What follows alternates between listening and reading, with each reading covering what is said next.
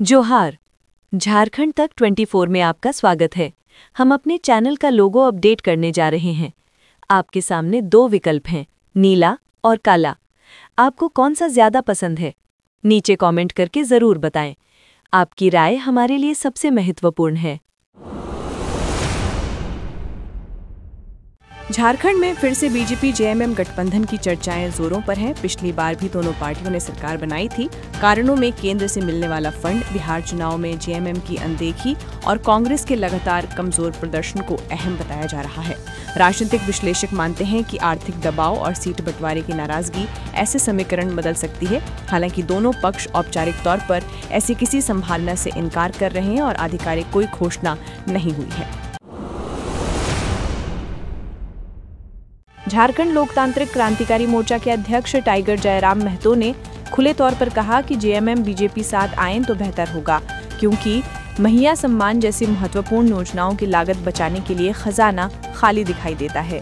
महतो का दावा है कि कई मंत्रियों से भी यही शिकायतें मिलती हैं कि फंड की कमी के कारण विकास कार्य प्रभावित हो रहे हैं। उन्होंने कहा कि यदि खजाना खाली है तो गठबंधन बदल कर ही व्यवस्था संभाली जा सकती है। देवघर नगर निगम द्वारा सत्संग चौक, वीआईपी चौक और वीर कुंवर सिंह चौक पर सड़क किनारे बसे अतिक्रमण हटाने की कार्रवाई तेज की गई। बुलडोजरों से कई अस्थायी दुकानों को तोड़ा गया। निगम ने पहले माइकिंग कर सूचना दी और फिर कार्रवाई की। वहीं कुछ लोगों ने इस कदम पर आक्रोश भी जताया। प्रशासन का कहना है कि श्रद्धालुओं के समक्ष शहर की छवि बनाए रखने के लिए ये जरूरी था। वसूली के जरिए भी जुर्माने लिए जा रहे हैं। अभियान आने वाले दिनों में जारी रहेगा। बिहार चुनाव में सीट बंटवारे से उठी जेएमएम की टीज, सीएम हेमंत सोरेन का अचानक दिल्ली जाना और राज्यपाल की केंद्रीय नेताओं से मुलाकातों ने राजनीतिक अटकलों को हवा दी है। ऐसे घटनाक्रमों ने गठबंधन के भीतर असंतोष के संकेत जगाए और सियासी चर्चा तेज कर दी। जेएमएम के नेताओं ने इन अफवाहों को खारिज किया है, पर सियासी गलियारों में शोर बना हुआ है। फिलहाल किसी भी दल ने गठबंधन टूटने या नए गठजोड़ की आधिकारिक पुष्टि नहीं की है। धनबाद के केंदुआड़ी इलाके में कोयला खदानों से कार्बन मोनोऑक्साइड रिसाव की घटना में पेशेवर रिपोर्ट के अनुसार 2 महिलाओं की मौत हुई और दर्जनों हालात बिगड़ने पर अस्पताल में भर्ती हैं। प्रशासन ने सैकड़ों हजारों लोगों को सुरक्षित स्थानों पर शिफ्ट करने का कदम उठाया। स्थानीय लोगों और बीसीसीएल के बीच आक्रोश के चलते सड़क जाम और प्रदर्शन भी हुए। कंपनी और प्रशासन रिसाव बंद करने व प्रभावितों को हटाने में जुटे हैं। पोस्टमार्टम से असली वजह स्पष्ट होगी। बोकारो के सेक्टर 9 में 80 वर्षीय शोभाकांत ठाकुर के अंतिम संस्कार में परिवार के पुरुष मुखाग्नि देने से इनकार करने पर बहू नूतन ठाकुर ने स्वयं चिता को मुखाग्नि दी। उनका यह कदम पारंपरिक रूढ़ियों को चुनौती देता हुआ दिखा और पड़ोसियों ने भावुक होकर उन्हें सम्मान दिया। नूतन का कहना है कि फर्ज और सम्मान का लिंग नहीं होता। इस घटना ने सामाजिक दृष्टि से नए सवाल खड़े कर दिए हैं। सीजीएल रिजल्ट पर हाईकोर्ट के स्टे हटने के बाद सफल अभ्यर्थियों का उत्साह चरम पर है। एक समूह ने ढोल नगाड़ों के साथ मुख्यमंत्री हेमंत सोरेन के आवास पहुंचकर आभार व्यक्त किया। सीएम ने कहा कि सरकार ने मामले की निष्पक्ष जांच कराई और दोषियों के खिलाफ कार्रवाई हुई। युवा भर्ती प्रक्रिया सुचारू कराना सरकार की प्राथमिकता है। अभ्यर्थियों ने शीघ्र नियुक्ति पत्र वितरण की मांग दोहराई। हारला थाना क्षेत्र में 1 दिसंबर की रात बुजुर्ग दंपति महावीर साव और कौशल्या देवी की हत्या के मामले में बोकारो पुलिस ने 2 आरोपियों ओम प्रकाश उर्फ ललुआ व रामचंद्र उर्फ बिद को गिरफ्तार कर लिया। पूछताछ में हत्या के पीछे व्यापारिक प्रतिद्वंदिता और पिछले विवाद का खुलासा हुआ है। घटना में प्रयुक्त खून लगे चाकू व अन्य सबूत बरामद किए गए। जांच जारी है और आरोपियों की तलाश भी चल रही है। राजनीतिक विश्लेषण याद दिला रहे हैं कि 2009-10 में भी भाजपा और जेएमएम ने गठबंधन कर झारखंड की सरकार बनाई थी, पर वैचारिक मतभेद और विश्वास की कमी के कारण दोनों बार गठबंधन टिक नहीं सका। तब भी सत्ता स्वार्थ के चलते गठबंधन टूट गया था। इसलिए आज के संभावनाओं को लेकर भी सावधानी बरती जा रही है। राजनीति में किसी भी संभावना को नकारा नहीं जा सकता, पर पुराना इतिहास ये भी दिखाता है कि गठबंधन लंबे समय तक टिकना मुश्किल होता है। राधिका होटल पर रंगदारी न देने पर 30 नवंबर की रात हुई 6 राउंड फायरिंग के मामले में पुलिस ने किशोर यादव व 4 अन्य को गिरफ्तार कर जेल भेजा। मामले में अभी 6 नामजद और 9 अज्ञात आरोपी फरार बताए जा रहे हैं। पुलिस ने घटना में प्रयुक्त वाहन जब्त किया है। गिरफ्तार किशोर पर पहले भी गंभीर आपराधिक आरोप रहे हैं। जांच जारी है और पिस्तौल की बरामदगी के लिए अभियान चल रहा है। लातेहार पुलिस ने अमन साहू राहुल सिंह गिरोह के money trail mastermind Shahid Ansari को रांची से गिरफ्तार किया। पूछताछ में पता चला कि शाहिद ने पिछले वर्ष वसूले गए लगभग 50 लाख रुपए का ट्रांसफर किया था और गिरोह के लोगों के बीच संपर्क भी बनाता था। बालूमाथ थाना में पहले से ही 7 गिरोहियों को गिरफ्तार कर जेल भेजा जा चुका है। पुलिस ने विस्तृत छानबीन शुरू कर दी है और गिरफ्तारी में कई अधिकारियों की भूमिका रही। सीएम हेमंत सोरेन ने एमपी एमएलए कोर्ट के समन अवहेलना के संज्ञान को हाईकोर्ट में चुनौती दी। सुनवाई के बाद एचसी ने ईडी को जवाब दाखिल करने का निर्देश देते हुए ट्रायल की सुनवाई 12 दिसंबर से स्थगित कर दी। कोर्ट ने ये भी कहा कि किसी विशेष कारण पर ट्रायल कोर्ट व्यक्तिगत उपस्थिति या वीडियो कॉन्फ्रेंस मांग सकता है। अगली सुनवाई हाईकोर्ट में 18 दिसंबर को होगी। मामला ईडी की 19 फरवरी 2024 की शिकायत से जुड़ा है। खूंटी मुरहू क्षेत्र में आरोपी सीनू पूर्ति का सिर और धड़ अलग अलग जगह दफना पाया गया। परिजनों ने शव की पहचान की है। पुलिस ने बताया कि ये घटना पुरानी कानू मुंडा हत्या से जुड़ी रंजिश की शक्ल लगती है। उसी हत्याकांड में कई आरोपी पहले ही गिरफ्तार हुए थे।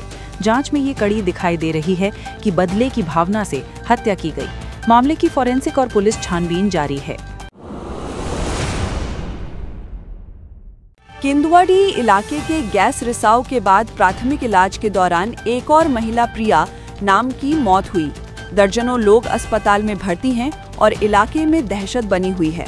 स्थानीय लोग बीसीसीएल और प्रशासन से व्यवस्थित पुनर्वास व सुरक्षित स्थान की मांग कर रहे हैं, वरना उग्र आंदोलन की चेतावनी दी जा रही है। प्रशासन ने शिविर और शिफ्टिंग की व्यवस्था शुरू की है। पोस्टमार्टम रिपोर्ट से मौत के कारण की पुष्टि होगी। झारखंड लोकतांत्रिक क्रांतिकारी मोर्चा के बैनर तले डुमरी से छात्र अधिकार पदयात्रा शुरू हुई। भारी संख्या में छात्र युवा हिस्सा ले रहे हैं। मांगों में लंबित छात्रवृत्ति का भुगतान, परीक्षाओं नतीजों की जल्द जारीगी, सरकारी भर्ती प्रक्रियाओं की तेजी और स्थानिक नियोजन नीतियों की मांग शामिल है। यात्रा 9 दिसंबर को रांची में विधानसभा धरना के साथ समापन करेगी। संघर्ष और तेज करने की चेतावनी दी गई है। सुखदेव नगर में नितेश के आत्महत्या मामले में पुलिस ने उसकी प्रेमिका के खिलाफ भी मामला दर्ज कर जांच शुरू की है। परिवार ने प्रेमिका पर लगातार दबाव और धमकी का आरोप लगाया है। पहले प्रेमिका ने नितेश के विरुद्ध यौन शोषण की शिकायत करवाई थी और मामले में थाने पर कार्यवाही के आरोप भी लग चुके हैं। थानेदार और मुंशी पहले ही निलंबित हो चुके हैं। सिटी एसपी ने मामले की गहन जांच का आदेश दिया है। उत्पाद विभाग के गोदाम से चोरी किए गए महत्वपूर्ण स्टॉक में शामिल शशि, जो खुद को स्पेशल ब्रांच एसपीओ बताता था, को पकड़ा गया। जांच में 350 पेटी शराब और भारी स्पिरिट की चोरी का खुलासा हुआ। शशि लंबे समय से प्रभाव बनाकर चलता था और कई तस्वीरें सोशल मीडिया पर मिली। अब उस पर प्राथमिकी दर्ज की गई है। मामले की जांच जारी। शशि से जुड़े और पहलुओं की पड़ताल की जा रही है। चैनपुर पुलिस ने सूचना पर छापेमारी कर 69 पुड़िया ब्राउन शुगर बरामद की। बादल कुमार, हर्षित राज और मनीष कुमार को गिरफ्तार कर न्यायिक हिरासत में भेजा गया। गिरफ्तारी के दौरान 3 अन्य साथी फरार बताए जा रहे हैं और नेटवर्क को जोड़कर आगे की कार्रवाई की जा रही है। पुलिस ने एनडीपीएस अधिनियम के तहत मामला दर्ज कर तस्करी कड़ी पर छापेमारी तेज कर दी है। नेरसा के जवाहर नवोदय विद्यालय में कक्षा 6 दाखिले के दौरान फर्जी प्रमाण पत्र का खुलासा हुआ। जांच रिपोर्ट के आधार पर 16 अभिभावकों के खिलाफ निरसा थाना में एफआईआर दर्ज की गई है। डीसी ने स्पष्ट कहा कि किसी भी अनियमितता बर्दाश्त नहीं की जाएगी और दोषियों पर सख्त कार्रवाई होगी। मामले की आगे की निष्पक्ष जांच जारी है। पाकुड़ आपूर्ति विभाग की जांच में 872 ऐसे लाभुक पाए गए जो पात्र न होते हुए भी राशन उठा रहे थे। जिला कलेक्टर ने सभी को शो कॉज नोटिस जारी कर दिया है। जांच अगले चरणों में और प्रखंडों तक बढ़ाई जा रही है। दोषियों के कार्ड रद्द कर लिया गया अनाज ब्याज सहित वसूलने का आदेश है। प्रशासन ने कहा कि गलत तरीके से लाभ लेने वालों के खिलाफ सख्त कार्रवाई की जाएगी। दर्जनों टोटो ऑटो चालकों ने मोहनपुर मोड़ पर सड़क जाम कर दिया। जाम से दोनों तरफ वाहनों की लंबी कतारें लग गईं और आम जनों को काफी परेशानी हुई। चालकों का आरोप है कि नगर परिषद ने प्रवेश चार्ज अचानक बढ़ाकर 30 रुपए के बदले 66 रुपए कर दिया, जो वे देने में असमर्थ हैं। उन्होंने टोल कर्मियों के साथ दुर्व्यवहार की भी शिकायत की। मौके पर पहुंची पुलिस ने समझाइश कर जाम हटवाया। चालकों ने पुनर्विचार की मांग जारी रखी। रांची राज्य खाद्य लैब की रिपोर्ट में मेले के जब्त पेड़ों में 100 ग्राम में तक 15% मिट्टी मिलने का खुलासा हुआ। कुल 69 सैंपलों की जांच हुई।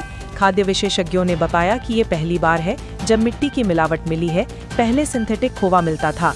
जांच ने बताया कि ये सुनियोजित नेटवर्क के तहत हो रहा है और फायदेमंद तस्करी महतारी के कारण दुकानदार प्रति किलो 100 से 150 रुपए बचा लेते हैं।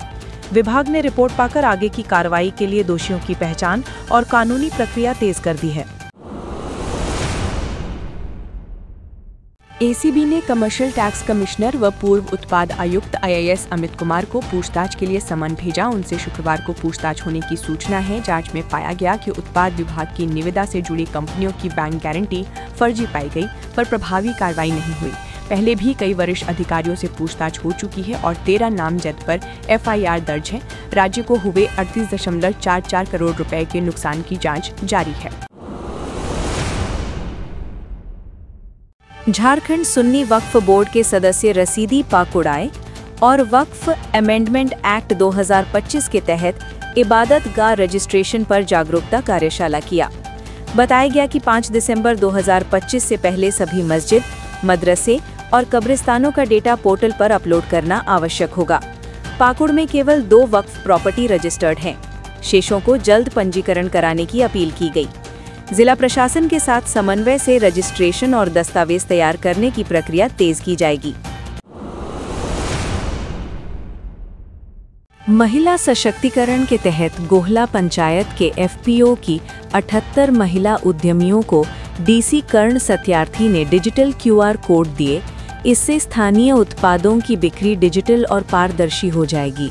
FPO के पास करीब 300 एकड़ पर सब्जी व दलहन की खेती है और आगे दाल मिल व कोल्ड स्टोरेज जैसी सुविधाएं दी जाएंगी।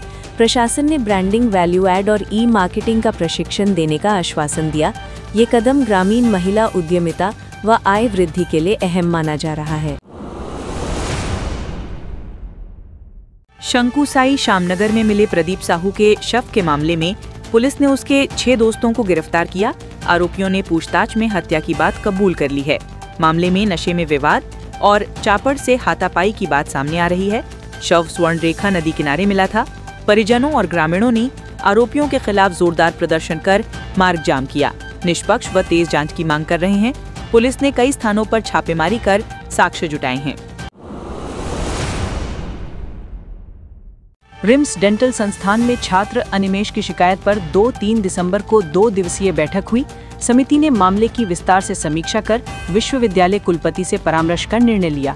बैठक में छात्र को प्रक्रियात्मक मार्गदर्शन दिया गया और परीक्षा संबंधी अंक रिपोर्ट साझा की गई। DCI नियमों के अनुसार छात्र को अगले चरण के लिए उपयुक्त पाया गया। आगे की कार्यवाही विश्वविद्यालय स्तर के परामर्श के बाद होगी। झारखंड भाजपा ने विधानसभा शीतकालीन सत्र 5 से 11 दिसंबर के दौरान सरकार को घेरने की रणनीति तैयार करने हेतु 7 दिसंबर को विधायक दल की बैठक बुलाई है। बैठक में सत्र के दौरान उठाए जाने वाले प्रमुख मुद्दे और आरोप प्रश्नोत्तर के पॉइंट तय होंगे। पार्टी का इरादा है कि वे सत्र में सरकार के खिलाफ योजनाबद्ध तरीके से अभियान चलाएंगे। सत्र में कुल 5 कार्य दिवस रखे गए हैं, जबकि 6-7 दिसंबर वीकेंड के कारण सत्र आयोजित नहीं होगा।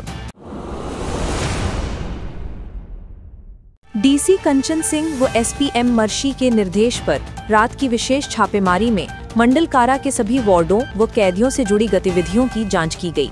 निरीक्षण में कोई आपत्तिजनक सामान नहीं बरामद हुआ। अधिकारियों ने जेल की सुरक्षा व देखरेख व्यवस्था की समीक्षा कर आवश्यक रिपोर्ट तैयार करने के निर्देश दिए।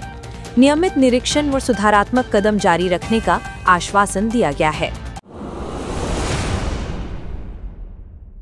केंद्र और राज्य के समन्वय से कैमरून में फंसे 5 झारखंडियों को सुरक्षित भारत वापस लाया गया।